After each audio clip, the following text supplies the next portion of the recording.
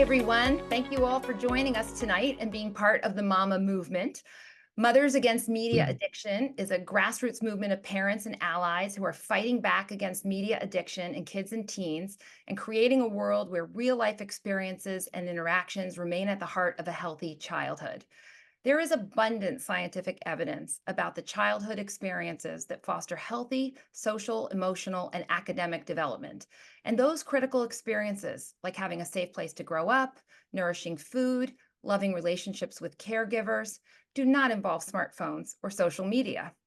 Sadly, there is an abundance of evidence that children and adolescents today spend a significant portion of their childhoods online, which not only displaces critical real-life experiences, but too often exposes them to healthy habits or content that is downright dangerous.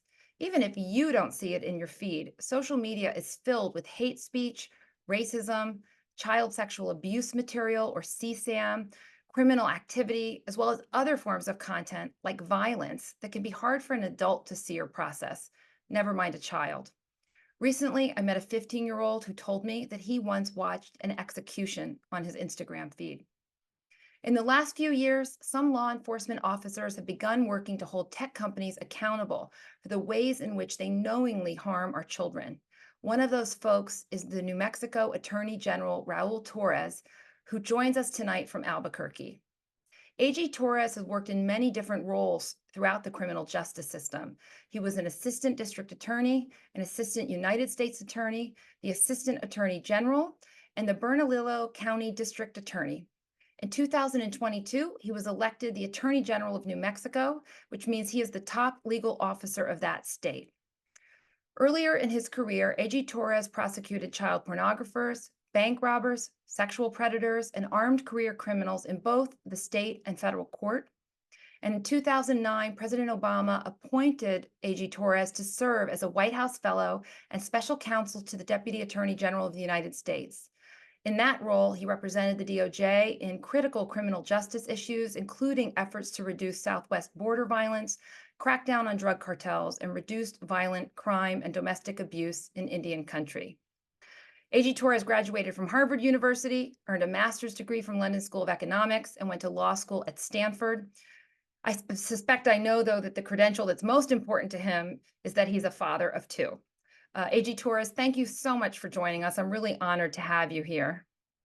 Julie, thank you for including me in this important conversation. I want to start by really applauding your efforts in establishing Mama and in working at the grassroots to try inform educators, policymakers, but most importantly, parents about the dangers that you and I both know exist on these social media platforms. It's critically important for the work that we do for people who are trying to create safe environments for their families and for their communities, that they need to recognize the inherent danger that frankly far too many people don't understand exists right inside the smartphones that they hand out to children and young ones every single day in this country. So the work that you do is critically important, and I really appreciate your efforts. Thank you. I really appreciate those kind words. So I have a few questions for you, and then I want everyone to know I'm going to save time for questions and answers from you at the end. So think up your questions and you can put them in the chat anytime. AG Torrez, I know you've prosecuted a wide array of cases, but in December of last year, you did something that many observers didn't think was possible. You sued Meta, which is the parent company of Instagram and of Facebook. Can you tell us what led you to do that? Well, I've been concerned about the impact of social media and smartphones on the mental health of our kids and young users for a long time. It is, I have two kids myself. One's 14, the other's 11, and I'm very much in the midst of, I think, a conversation that a lot of parents across the country are having when they have kids at that age, where they start seeing their peers and seeing other people get their first phone, and all of a sudden there's a social pressure that starts to build around not being left out. I think parents view them as essential tools to try and communicate with people, but I have a different perspective that's really grounded in my history as a career prosecutor. I got my start in a rural community here in New Mexico and focused pretty quickly on child abuse. And so I've handled a number of child abuse cases, some really violent and dangerous sexual assault cases.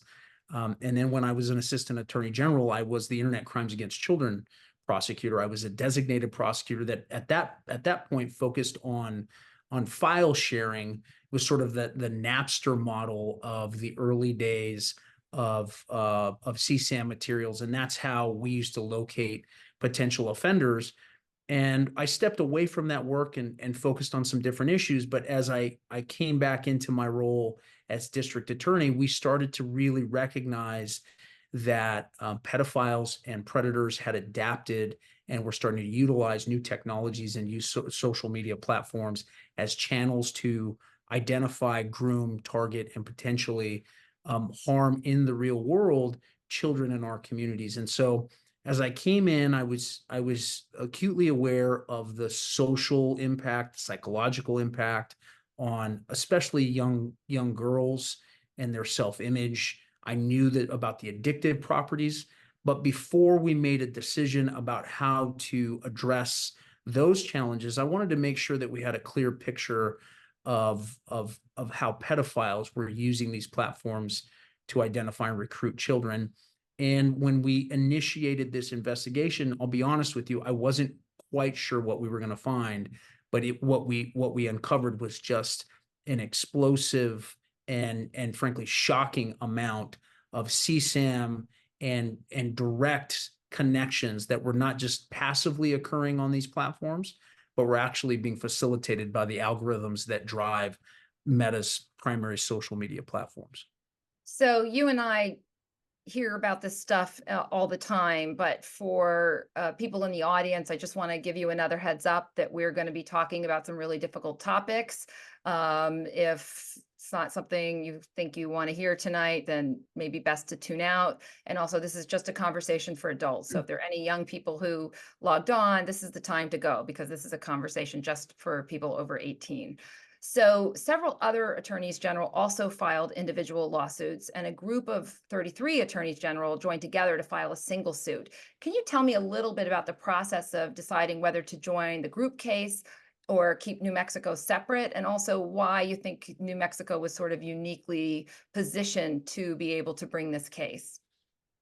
Well, I want to start by recognizing that my colleagues in the world of attorneys general had been engaged in this issue for quite some time. They'd actually been, engaged directly with Meta and other social media platforms. And so when I was elected, I was and still am a rookie attorney general. So as part of our process, I asked for a briefing on the status of that engagement and on the process that had been underway for, frankly, for several years at that point. And it was clear to me that my colleagues had a firm grasp and were acutely and keenly focused on the psychological harms, the addictive nature of it. But I had a lingering question about the way in which these platforms were also being utilized by predators.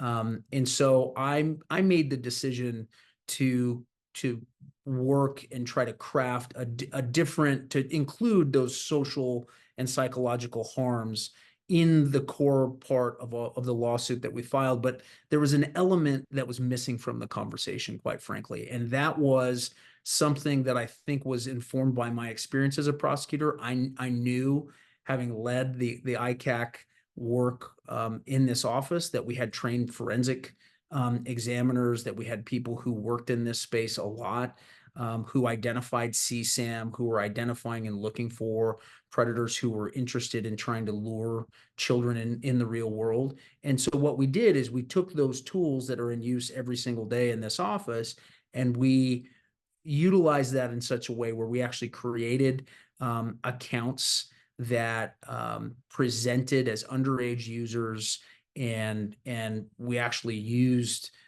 some techniques that we've used in different criminal investigations, created a decoy account that presented as a young girl on the platform, and almost instantly she was inundated with pictures of genitalia, solicitation for graphic sex acts, for invitations to meet up.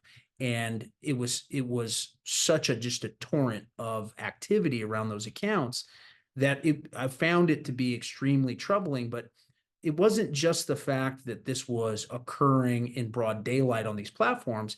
The response of the platforms itself were truly shocking. And what I mean by that, the accounts that was established by our undercover officers had so many followers, primarily men who she didn't know, started following her account profile in just droves, that the company actually sent out information about how to create a commercial account so she could monetize her following. So it was not only the fact that the algorithm itself was making and enabling this connection with predators and pedophiles in the real world, but the company's model was clearly designated and geared around trying to amplify that.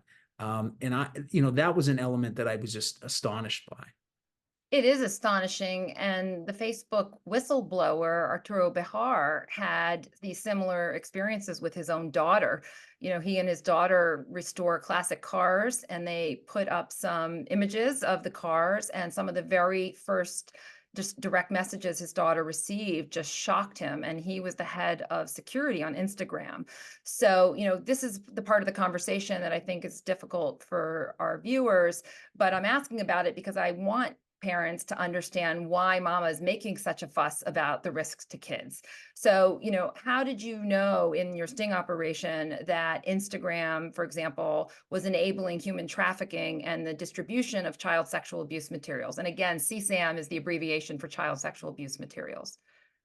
Well, we knew from the experience that our own special agents working in an undercover capacity, they were able to sort of validate the information that was coming from people who had raised concerns like Arturo and other whistleblowers.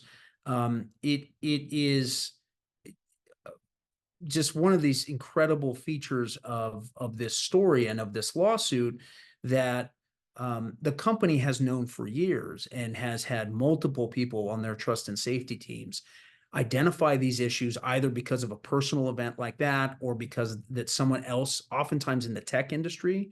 I think there was an example that was used of someone else from Silicon Valley who had identified an unwanted solicitation. That information was passed along to executives, and rather than taking the kind of aggressive corrective action to shut down that channel and that opportunity to groom and identify these children, the company has spent most of its time, in my judgment, focused on going to Congress, engaging in spin, trying to put up this front and talk about all the things that they have implemented that in from my perspective have failed to address the core problems, both in the design and function of their algorithm, but in the way in which they respond to these issues when they're brought to their attention. And it's clear that Meta isn't the only social media platform that has this issue, but as we lay out in our lawsuit, we believe it is the largest marketplace for pedophiles globally. And by their own accounting and in some of the disclosures that we've had thus far, nearly 100,000 children every single day receive unwanted, sexually explicit material, pictures of genitalia, requests for sex acts. And in response to that, there's been an unwillingness to take a step back and really look at the core functionality of the platforms itself and see what engineering decisions could be made to adjust that and make it safer and make it a place that's actually safe for young users, because they know that young people are there. And as you've reported and other people have noted, they have actually had internal analysis done about the fact that a 13-year-old has a lifetime value of $270. So whatever safety measures they're going to put into place, they want to make sure that they don't spend more than the anticipated lifetime value of a young user, which is why you had so many young people showing up at congressional hearings that would say, I'm worth more than $270. But it goes to the logic at the heart of their business model, and it really speaks to a pervasive cultural problem that I don't think is going to be fixed anytime soon. Your complaint also specified that Facebook and Instagram are, quote, breeding grounds for predators who groom children or solicit them for sexual exploitation. How so? Can you explain that to folks who might not understand why that's the case? Well, so the way to think about it is social media platforms in general are little more than a space that is created and managed by an algorithm that connects people of a certain character that have certain characteristics and certain interests with things that they might like, and things that might resonate with them. So for me, for example, by accumulating data on who I am, on my basic demographic information, on thinking about my likes and interests and things of that nature, that's how they're able to tailor advertising to the things that I might need. It's why I get a specific recommendation for a new shoe or a car or something like that. Well, the same mechanics that are at work in matching me with somebody who might be interested in buying that particular car also serves to connect someone who has a sexual interest in a child with profiles of children, even though those children themselves are not in any way manifesting a sexual interest themselves. So in our case, the undercover account that was managed by one of our agents here was an account that presented as an 11 or 12-year-old girl, but it was not one that was expecting or asking for sexually explicit content. But it met all of the characteristics that a pedophile would have an interest in. And the same way that the machine learns that this individual might like to buy this shoe or this car or go on this trip, it also looks at the interests of those pedophiles and those people, those predators, and tries to figure out, well, what are they interested in? And that's the fundamental problem. It's the creation of that marketplace at a scale that frankly has 20 or 30 years ago never would have existed. I mean, a pedophile would have had to go across multiple sort of dark websites, dark corners of the internet. They would have to go to very specific file sharing websites. They don't have to do that now. They can go to one place, and in that contained and confined environment, hunt children in that space. And the reason that we know that that is possible is that just last month, we concluded an undercover operation called Operation Metaphile, where we actually created new decoy accounts, except this time we engaged with people who expressed a willingness to meet up with these children, what they thought were children, in person to engage in sex. They showed up at a Motel 6 and ended up in handcuffs. And all of that was facilitated by a connection that was made on Meta platforms, on Instagram and on Facebook and on the chat message system. So it revealed the fact that not only was this a harm that existed in the virtual world, it's a harm that crosses over into the real world in ways that I don't think most parents really understand.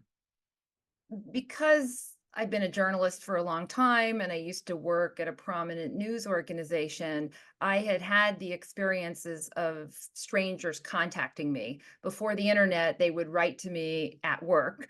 It wasn't so much a problem receiving messages at home, but I was always very mindful about using social media and recognizing that really I was publishing.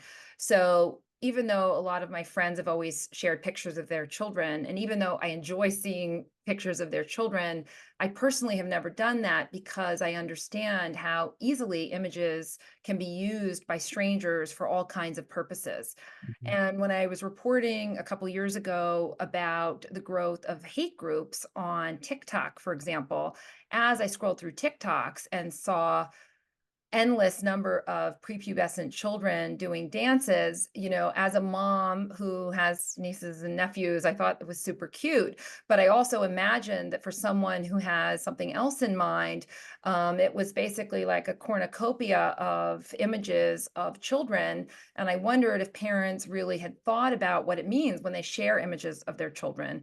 In France, I know they have actually outlawed parents sharing images of their children on social media because, again, it also can violate the child's privacy if those images are ever picked up, used by mainstream media, shared by people without their permission. It's hard to control those things once they're out on the web.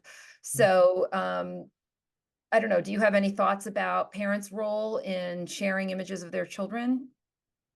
Well, listen, like a lot of parents, despite the fact that I had come from the background as a child abuse prosecutor, I actually was in the early days not as strict and not as conscientious as I probably should have been, and I think in part because I had the same perspective that so many parents have, which is, oh, if this is an app that is readily downloadable from the App Store on my phone, it's vetted in some way, right? Like there is this misconception that if I can just click a button and get it on my phone, well, certainly that's not something that would present a danger to me, that would or a danger to my family.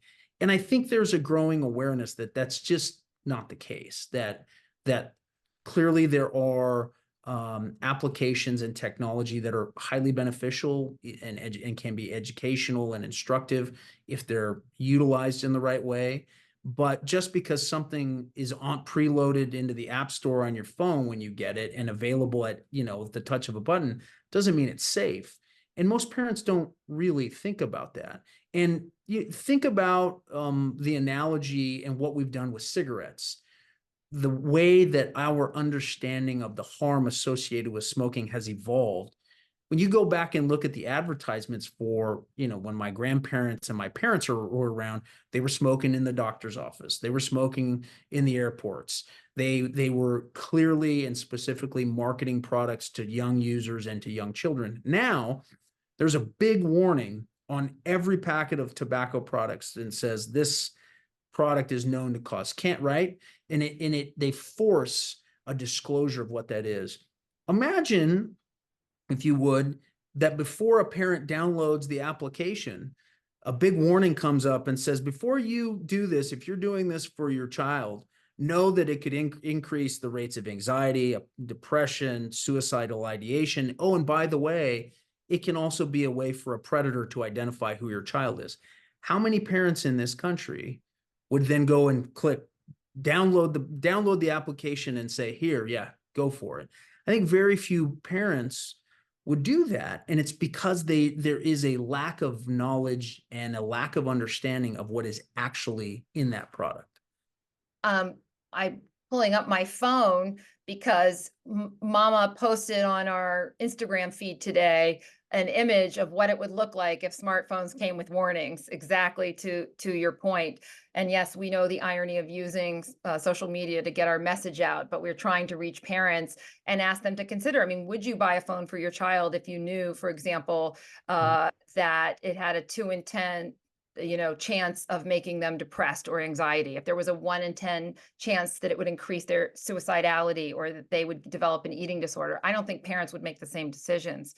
And last year, according to the National Center for Missing and Exploited Children, there were over 27 million unique CSAM files reported, which was actually 23% more than a year earlier.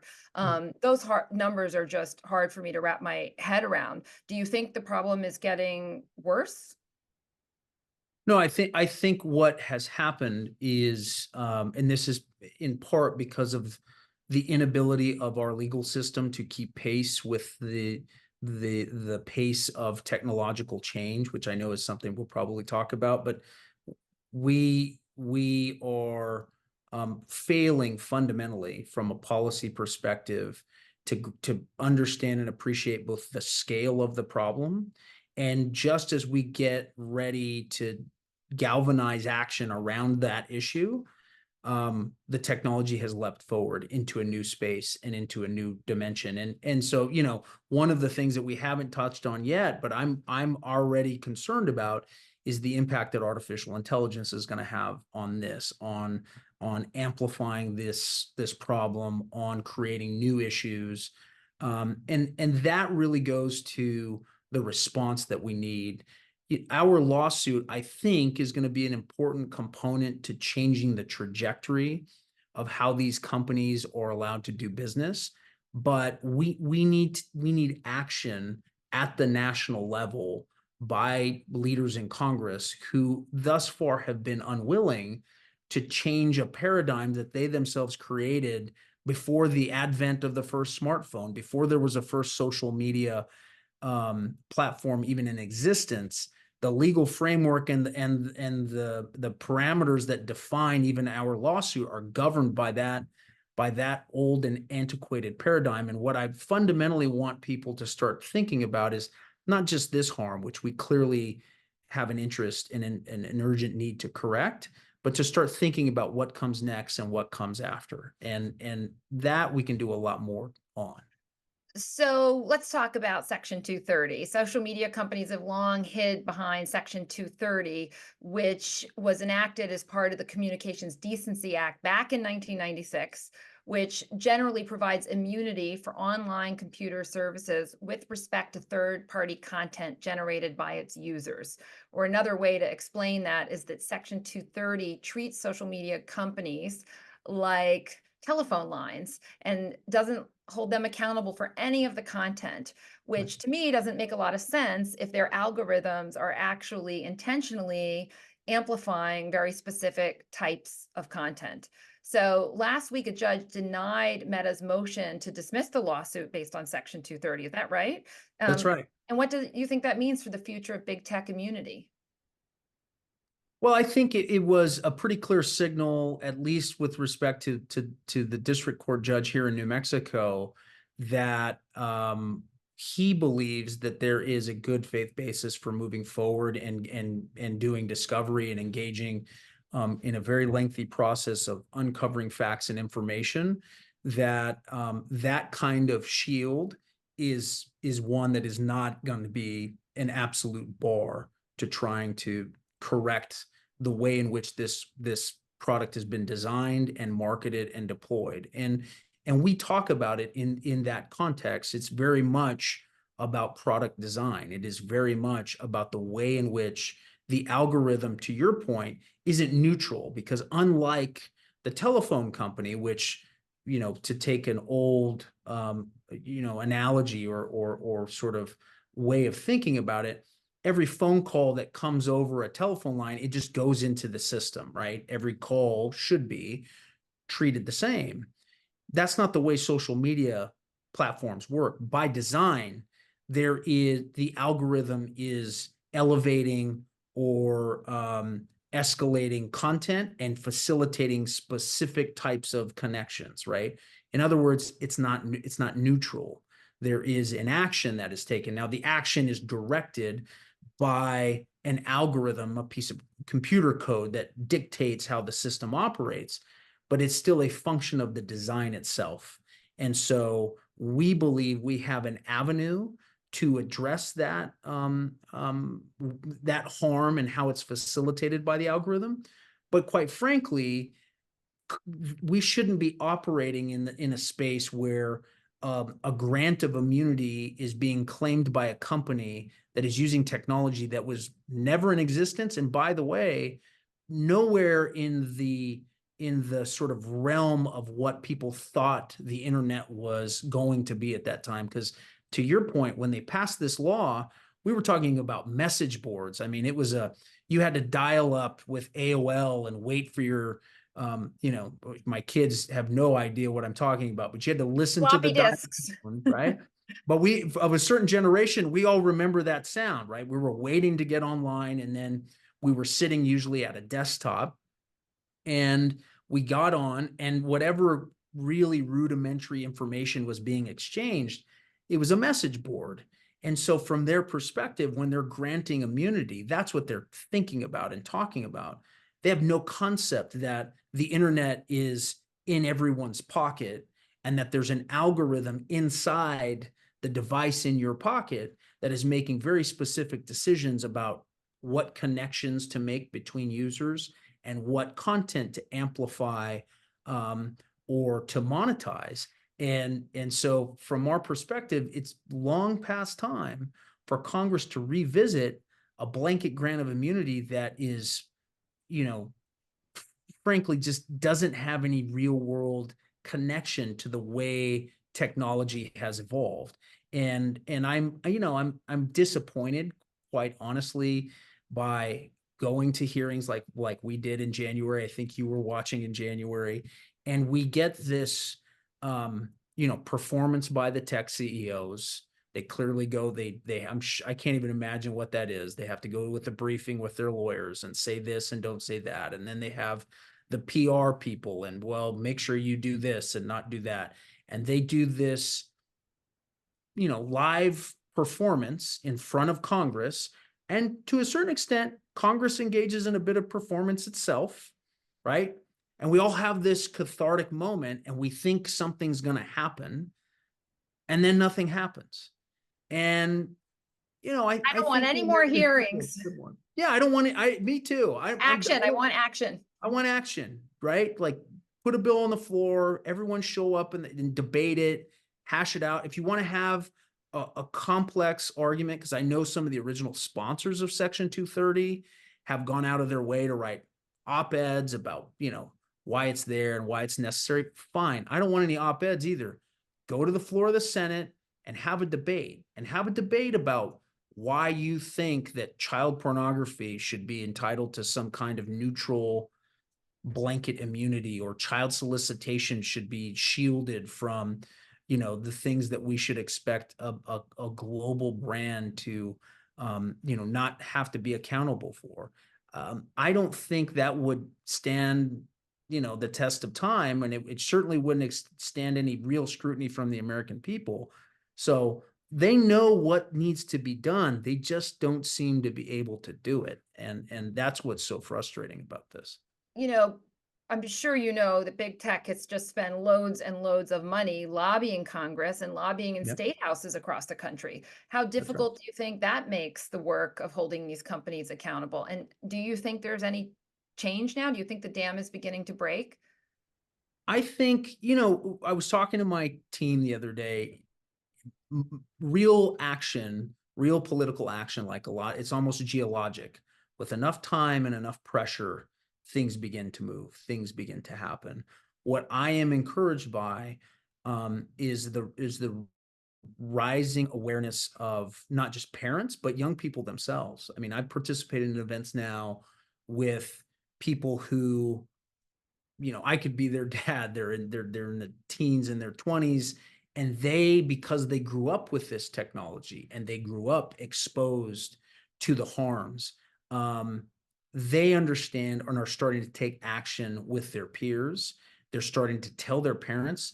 You would be astonished how many times we talk to young people, and they will, in a certain small environment, they'll start sharing information about the first time they got an unsolicited picture of genitalia, or an unsolicited, or some solicitation for a sex act. And then you'll ask them, well, did you tell a teacher? Did you tell a parent? No. They kind of manage it themselves. They deal with it themselves. They block somebody, they do whatever, but there's an awareness there that something is wrong and something has to be done. I hope that the power of that kind of public awareness will lead to a real groundswell of public support that can overcome the considerable amount of resources that go into lobbying and lawyers and all the rest. The sad part about this is I'm going to be committed to this as long as it takes. And I think if we can get through the procedural issues, I'm pretty sure I know what a jury seated in Santa Fe County is going to think about a global brand putting our children at risk. the question is, why do we need to go down that road? Why can't we take all the time, money, energy, and resources that are dedicated to lawyers and spin and just make the product safe, right? Rethink the way the product is organized and designed and just do the right thing. That would be nice. We wouldn't need mama if they were doing the That's right right. thing. That's right. So I have a couple more questions I want to get to, Sure. and then I'm going to open it up to the audience. So if you have any questions, feel free to keep putting them in the chat. I've seen the ones that have come in. Another thing that was very interesting about your lawsuit is that it was not only against Meta, the parent company of Facebook and Instagram, Yep. and those organizations, but it also named Mark Zuckerberg specifically as an individual. Why did you make that decision when you brought the case? Because based on the evidence that we have, we had a good faith basis to believe that Mr. Zuckerberg was directly involved in making these decisions and should be held personally responsible for decisions that he was engaged in, right? I mean, I think, despite the fact that last week the judge dismissed him from the lawsuit, the judge also dismissed it, but left the door open for us to revisit that question about whether or not he should be added back as a defendant. We very much are going to continue to examine all the documents, all the information to see what role he had in making these decisions. But, you know, at the end of the day, this is everyone knows this. This is his creation. This is his creation from start to finish. And he bears responsibility for it. And he bears responsibility for business decisions that clearly tried to take advantage of the monetary value of engaging young users that they know are on the platform, and the calculation that people make about the value of implementing real world safety measures to keep those people safe. And I think that kind of personal accountability is important. It's important for everyone, especially in this context, right? We have, think of it this way, and I use this analogy all the time. All of the harms and all of the things that I've just described with that exist on these platforms. Imagine if they didn't exist as social, as something that was one click away on your phone. Imagine if there was a warehouse in Albuquerque or in Brooklyn or in any community in this country, and in that warehouse, we knew they were trading images of child pornography, facilitating connections between child predators and underage people, criminal activity going on inside of that environment.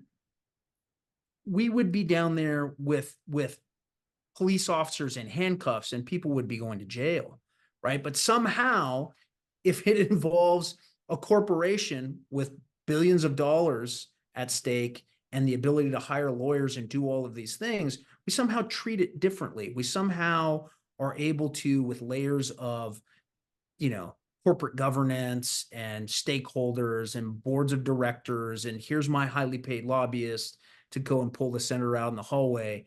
Somehow it's different. I mean, it's wrong. It's wrong. It's dangerous, and people need to be held accountable for it. Last year, there was an electric skateboard that came on the market, and in the weeks after it was released, 4 children died, and the product was immediately recalled. Right. And hundreds, if not thousands, of children have lost their lives because of harms online.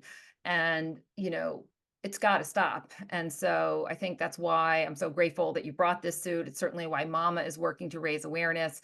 I agree with you that we need action on the part of policymakers at both the state and federal level. And also, unfortunately, while we're fighting these problems, there's new crimes that are happening. And I wanted to raise the crime of sextortion today because it's been in the news.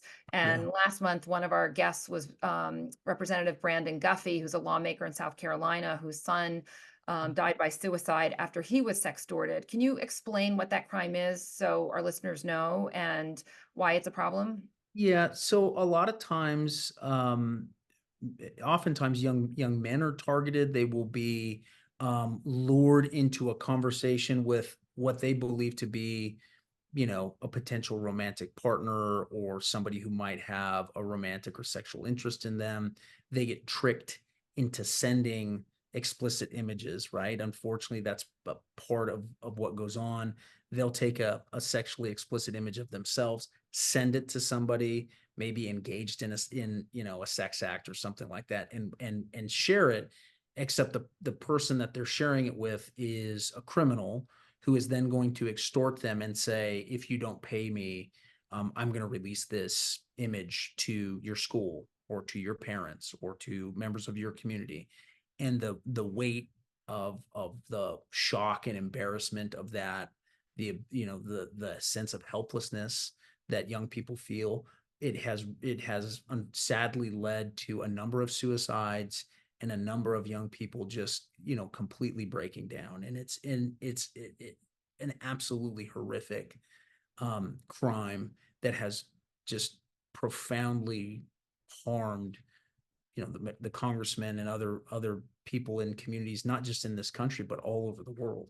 And it's something that we desperately have to handle as well. So, someone in our audience wants to know if you have any specific tips to help prevent sextortion from happening. Another person asked, how do I start the conversation about my child's privacy with them? Do you have any advice on that? Well, we actually on our website at the New Mexico Department of Justice, we try to provide guides for not only looking and configuring the safety features, such as, there are different things that can be done based on the platform, based on the device. We try to give people a step-by-step guide for that. We also are trying to create what we call smart chats, which is a school-based program where we're going around school by school, PTA by PTA, to try and facilitate and inform parents about how to have a non-judgmental, open conversation with your kids, hopefully before they get a phone, about what danger might be there. If they already have a phone, how to sort of have that conversation. Look, as a parent of a teenager, I know how difficult that can be. We try to inform them about different technological features that can be implemented to make your kid safer. From my own perspective, I think Jonathan Haidt and others are absolutely on point that social media is not something that an adolescent or a young person should be on. I just don't think they're fundamentally safe, even if we address the problem of pedophiles and predators in those spaces. The addictive nature of the technology itself is just too high risk for someone who is at that stage of development.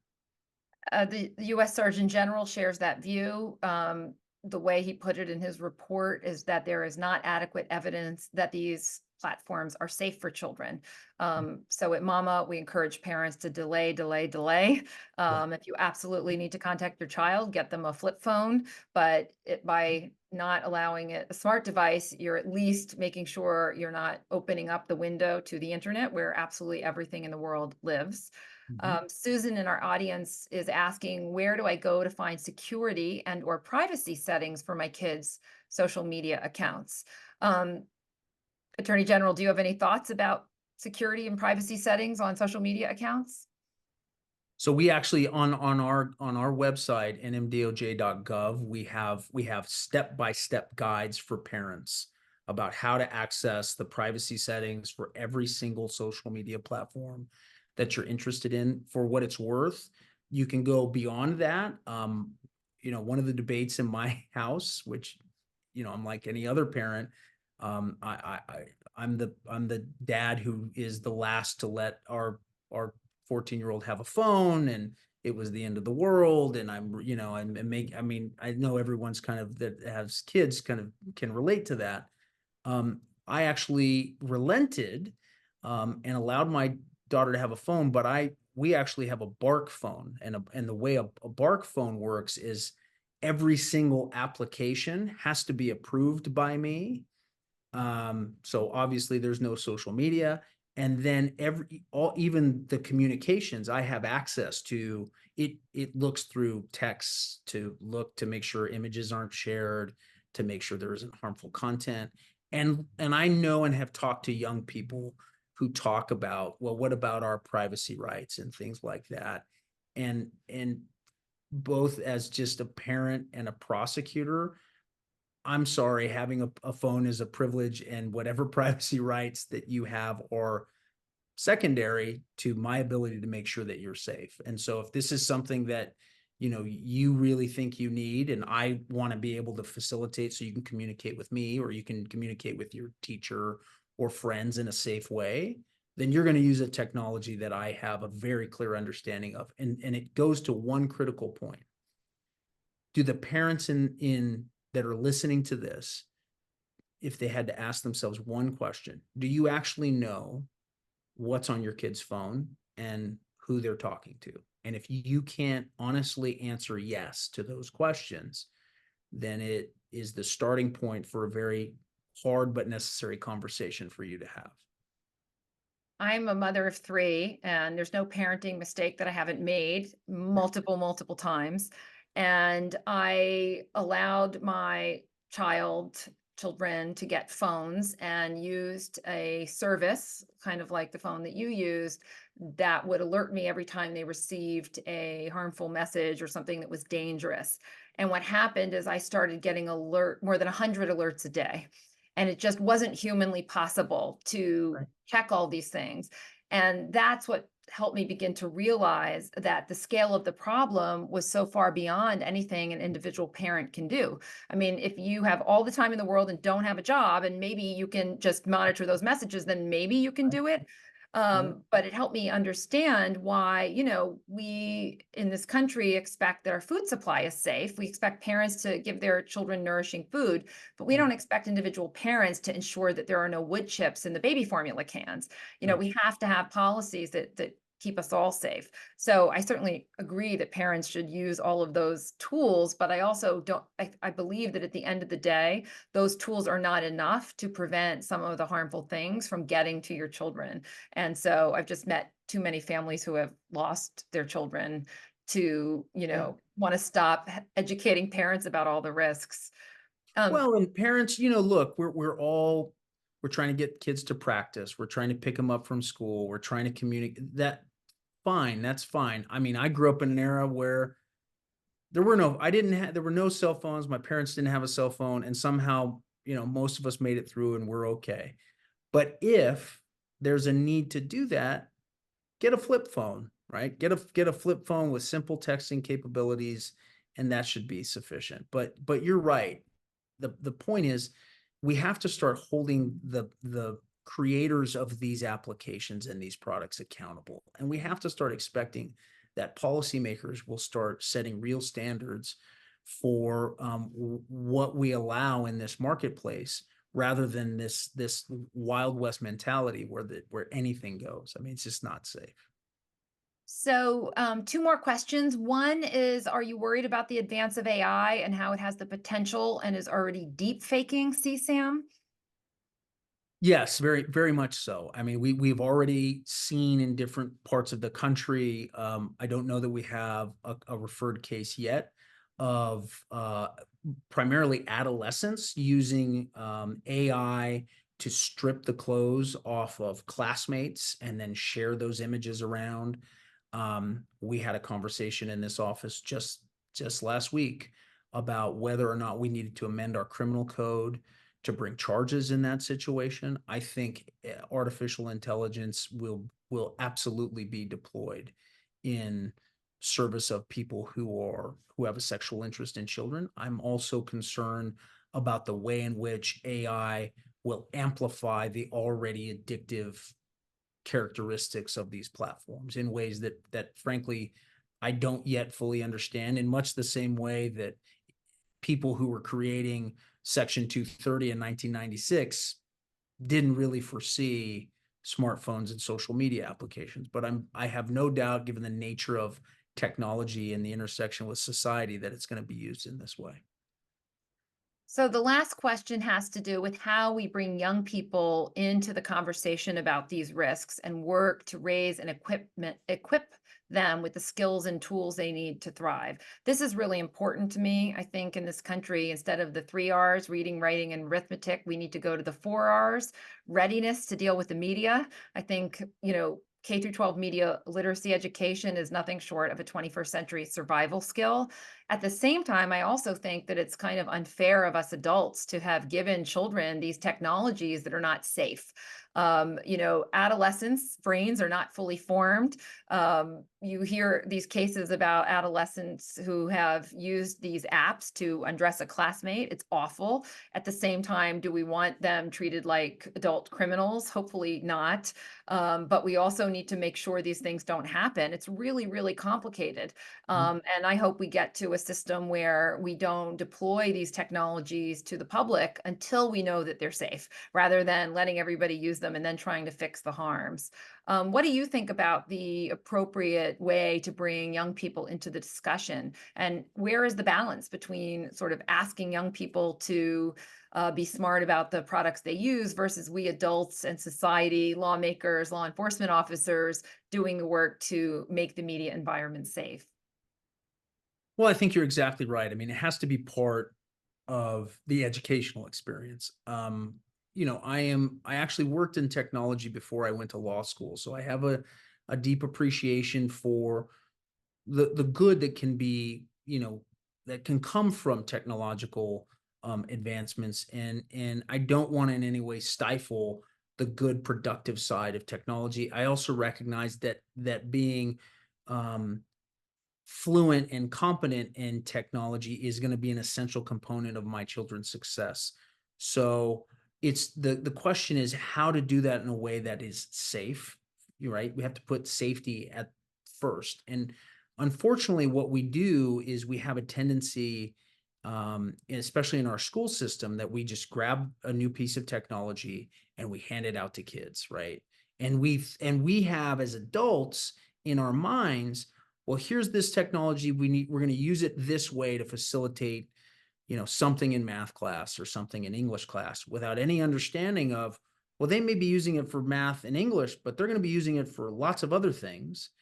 And we should go into it before they're given that technology.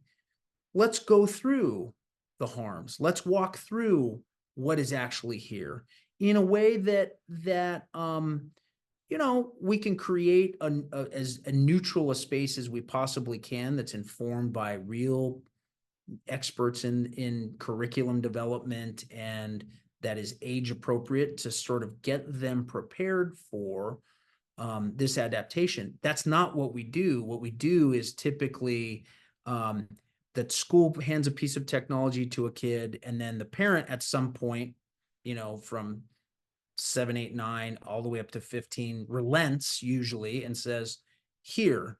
And then there is very little continued education or engagement around the technology and how it's being utilized. And we can't do that. We can't, these are tools that can be used for positive change, but they're also tools that can be dangerous and misused by people who can do harm. And we're very sort of quick to see the former and very slow to recognize the latter. We're very reluctant to try and deeply appreciate and understand the harm there. But schools have to be at the forefront of that, and educators have to be at the forefront of that. And the last point is, because I've had this conversation with leaders at my children's school, and I've actually told the principal, hey, I have a book for you, right? It's The Anxious Generation. I'm going to hand it to you, and we're going to talk about what you think might come next. But she made a really important point that I think you're touching on.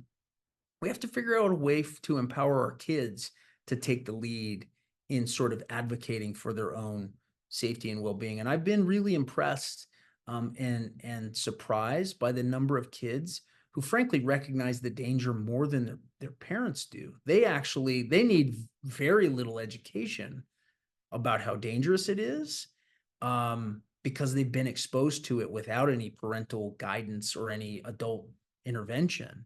And we need to have them start help educating their parents in such a way that they can create an environment where technology can be, distributed and developed in a way that is age appropriate and that is commensurate with their like level of development. And if you do that, I think we'll be in a much better place as a society as a whole.